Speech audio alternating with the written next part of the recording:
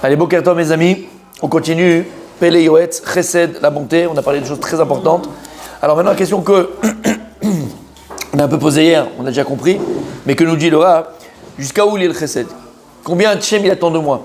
Combien Hachem il attend de moi que je fasse ces actes de bonté? Comme on a dit, que ce soit avec mon corps, que ce soit avec mon argent, que ce soit avec ma bouche, d'accord? Combien Hachem il attend de moi? Jusqu'à où je dois aller? Et il dit Laura, c'est très simple. Vechol ish asher bekocho la'asot yaseh. Voilà, c'est très simple. La réponse, elle est chacun, ce qu'il peut faire, il doit le faire. Voilà ce qu'Hachem attend de toi. Voilà. Chacun de nous, ce qu'il peut faire, il doit le faire. C'est ça qu'il attend de nous. Et c'est ça, après ça, maintenant qu'Hachem pourra peut-être nous reprocher. Tu avais la possibilité de le faire, pourquoi tu ne l'as pas fait? Hachem ne nous reprochera pas si on ne pouvait pas. Si on n'avait pas la capacité, on n'avait pas les possibilités. Ah ben, ce que tu peux faire, fais-le. En chilouk ben rav le mouat. Aux yeux d'Hachem, il n'y a pas de différence dans le nombre, dans la quantité, que ce soit beaucoup, que ce soit un peu. Parce que le un peu pour quelqu'un, c'est beaucoup pour lui. Et peut-être des fois que le beaucoup pour quelqu'un, c'est un peu pour lui. Comme on a vu hier. Donc en vérité, Kadosh Brous, ce qu'il va voir, c'est l'effort qu'on a fait. Est-ce qu'on a été au maximum de ce qu'on pouvait faire? C'est tout ce que ça. De toute façon, pour Hachem, tout est petit. D'abord, tout sera toujours petit, mais en proportion, d'accord, en relativité. C'est en fonction de tes possibilités. Mitzvah de Raïta Kavid. Que tu aies fait beaucoup, que tu aies fait un peu, mais tu as fait en fonction de tes possibilités, tu as été Mekem, tu as accompli une mitzvah de la Torah. Il dit par exemple, Kegon liftoach adelet ledeofek ala delet. D'ouvrir la porte à quelqu'un qui te tape à la porte et qui a besoin de quelque chose. Il y a des gens qui n'ouvrent pas la porte. Regarde par le petit trou, il dit, oh, c'est encore le voisin d'en haut, il va me demander du pain, il va demander de l'huile, il va demander machin. Je n'ouvre pas, il me dit, mais t'en as, t'as 14 bouteilles d'huile, toi sans l'huile tu meurs. Tu peux pas en donner 2, tu peux pas en donner 1. Et il dit le Rav Dessler, d'ailleurs quelque chose de magnifique. Vous vous rappelez ce Rav Dessler? Il est magnifique, et parce qu'il y a un Rav Dessler magnifique aussi sur le Chesed. Il explique le Rav Dessler, c'est quoi le Chesed, le véritable Chesed? Nous on pense, voilà, que le Chesed, c'est un peu comme je viens de dire, le type il vient, il tape à la porte, la voisine tape à la porte, bonjour, voilà, je suis en train de faire des machins et tout, il manque de l'huile. Toi tu vas dans la cuisine, d'accord, Marsan, ok, où tu vas, tu ouvres le truc, tu as 14 bouteilles d'huile. Je suis une bouteille. Tu as fait du chesed? Non. Attention. Tu as fait un chesed. Tu as fait un style de chesed. Il dit, c'est pas, tu as fait un style de chesed. Tu n'as pas fait le chesed. Il dit, c'est quoi le véritable chesed? Il dit, le Rav Dessler, c'est quand la personne, elle vient taper, ton voisin vient taper à la porte, il dit, écoute, j'ai besoin d'huile. Toi, il te reste une demi-bouteille d'huile. Est-ce que tu vas être capable de donner la moitié de ta moitié? Toi aussi, tu en as besoin. Alors, au lieu de faire, l'huile dans la sauce, comme ça, tu vas mettre un petit peu moins d'huile pour que ton voisin il puisse lui aussi en profiter. Il dit, ça, c'est du chesed. Lorsque maintenant il te reste un peu et tu vas donner du un peu que tu as, tu vas en garder et tu vas être capable de donner du un peu que tu as à l'autre, il dit ça c'est le véritable chesed. Et l'autre c'est quoi alors? C'est du chesed. C'est bien. C'est bien. Ça serait compté comme une mitzvah. On va dire chesed amiti. C'est quand ça te manque que ça te fait. Exactement. Chesed amiti c'est quand tu ressens un manque quand tu vas donner la chose. Il ne faut pas ressentir ça. Shamata. Il ne faut pas le ressentir ça. C'est pas que tu le ressens, tu dis oh zut. Non, dis pas zut. Mais il te manque. Tu as une demi-bouteille d'huile, tu as besoin de la demi-bouteille, mais tu donnes la moitié de ta moitié. Et bien là, c'est du chesed. Il n'avait pas dit que le chesed, c'était quelqu'un qui ne pouvait pas, entre guillemets, te le rendre, qui ne pouvait pas attendre un retour. Non, ça c'est autre chose. Là, on appelle le chesed chez les maîtres. La Gemara pose la question de Masechet Souka, Maïch chesed chez les maîtres. Quel est le chesed véritable? Vrai. Ouais, là, je ne parle pas de ça, Vous avez vu ça? C'est-à-dire que c'est un chesed que tu fais, c'est quelque chose que tu vas faire et que tu n'attends pas en retour. Comme Zaka. Par exemple, avec le mort. Chesed chez les maîtres, on dit que le chesed que tu fais, c'est la bonté que tu fais avec le mort. Parce qu'il ne pourra jamais te le rendre. D'accord? Émet, c'est vrai. Ok. Alors il dit par exemple, quelqu'un il tape à la porte. Tu lui ouvres la porte. Déjà regarde ce qu'il veut. Alors, peut-être que tu ne trouveras pas pour lui donner. T'as pas. Il fait une sauce tomate, t'as pas la sauce tomate. C'est pas. Mais ouvre lui la porte. Le fait d'ouvrir la porte et d'écouter simplement le besoin de l'autre, ça s'appelle du chesed. On a parlé de sauce tomate, mais des fois tu comprends, c'est un besoin plus grand qu'un pot de sauce tomate. Tu vois, exactement. Simplement, d'accord? Montrer à la personne qu'elle existe, qu'elle est là. Il n'y a pas plus grand chesed. Il n'y a pas plus grand chesed, il n'y a pas plus grande bonté que de faire exister l'autre. Et c'est tellement simple. Comment tu fais exister l'autre? En lui donnant sa place, en lui donnant son importance, en l'honorant. C'est comme ça que tu fais exister l'autre. Il dit aussi Kigon le'achlif ma'od beprutot. Un maaseh chesed, mais anodin. Quelqu'un, il a un billet de 50 shekels, il a besoin de monnaie. Tu lui fais la monnaie, c'est un acte de bonté. Des fois, tu as... ah ouais, Blainara. Blainara. C'est un acte de bonté.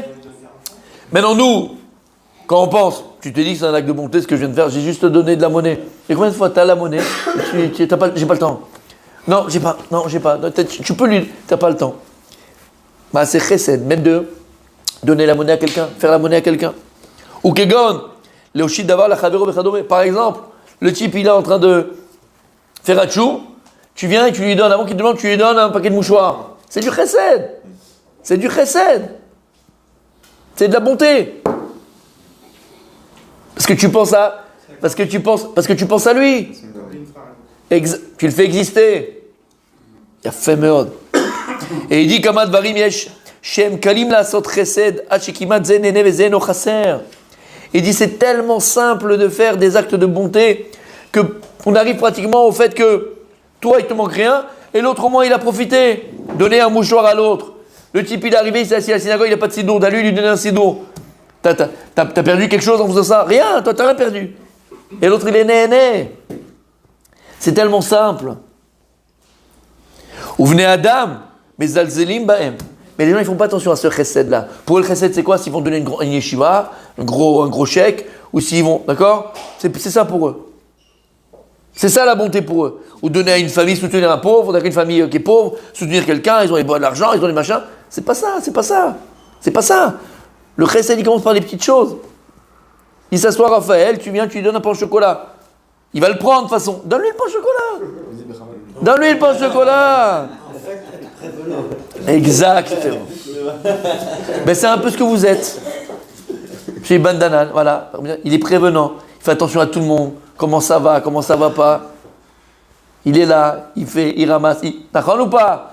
Il a fait. Ça permet soi-même d'être vivant, d'être réveillé. Bevadaï. Ce qui explique le Rav Dessler aussi, au niveau du chesed, au niveau du don. Pour qui?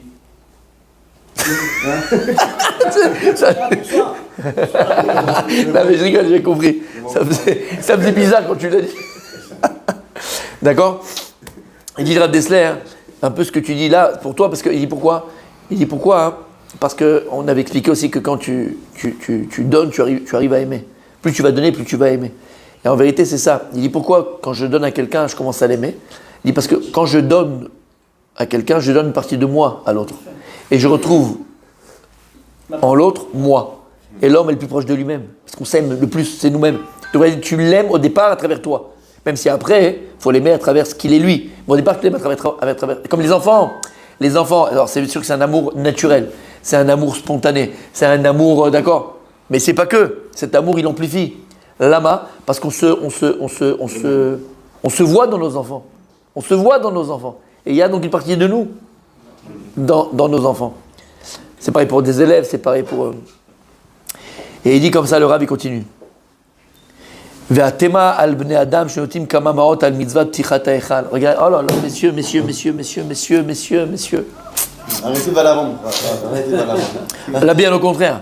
Et il dit, regarde, je suis étonné de voir combien les gens, ils sont capables d'acheter et de mettre de l'argent sur ptichat ha'echal, sur l'ouverture du Echal, comment on appelle le Echal en français?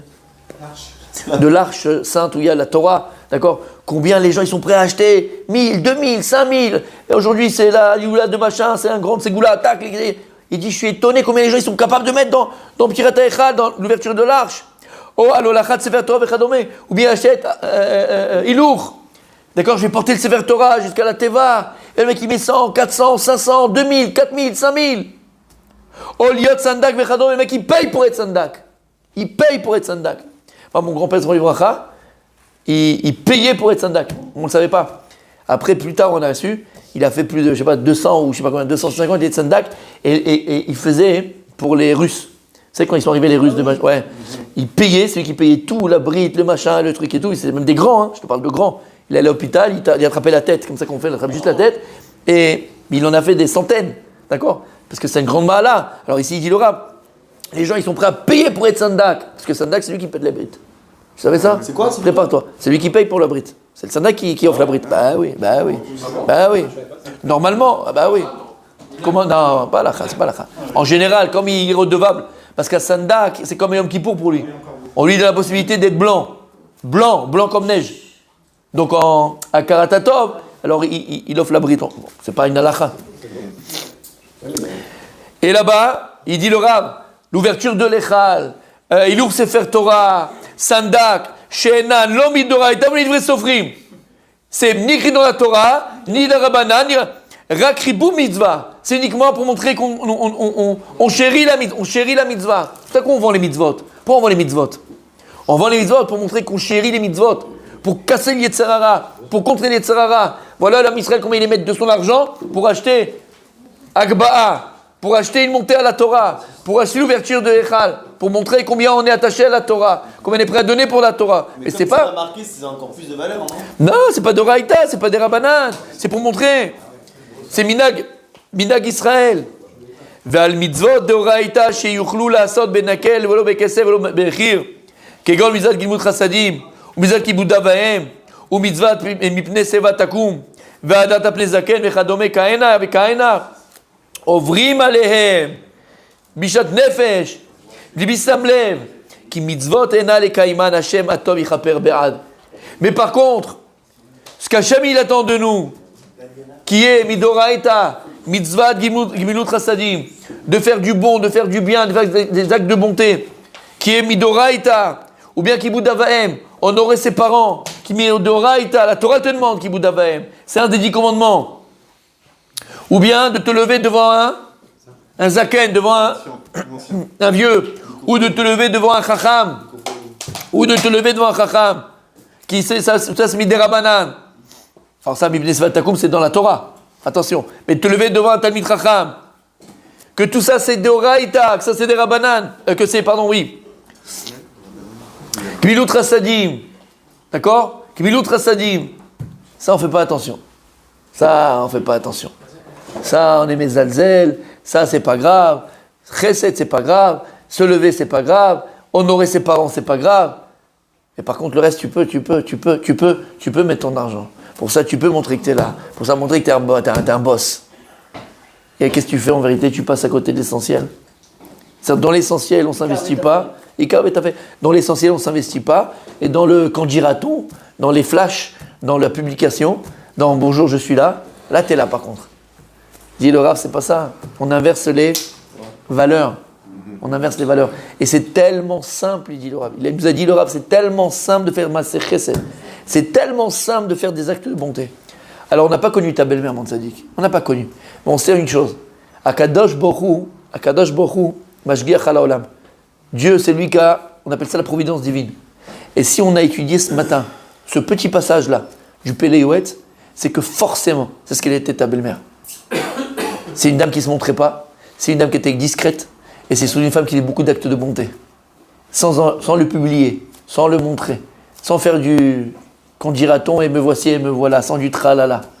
Alors toutes les paroles ont été « Bezrat Hashem Elenu Nishmat Daniela Bat Alice Felous », que le mérite de ta belle-maman soit en mettre pour toute la mishpacha, pour toute la famille, qu'elle prie pour toute la famille, qu'elle prie pour tout l'âme Israël. Et hier, j'étais au retour des Sheborachot avec mon épouse, et Khatan Elka derrière nous, et j'étais au feu, un des feux de Ranana, et sur le poteau du feu, il y avait le visage de deux Khatoufim, de deux otages, dans un feu de deux otages. Et encore une fois, je disais à ma femme, moi, voilà.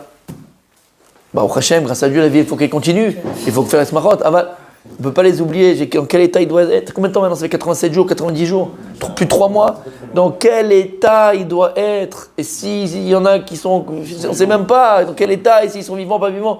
Dans quel état, Meshkin, Behemet.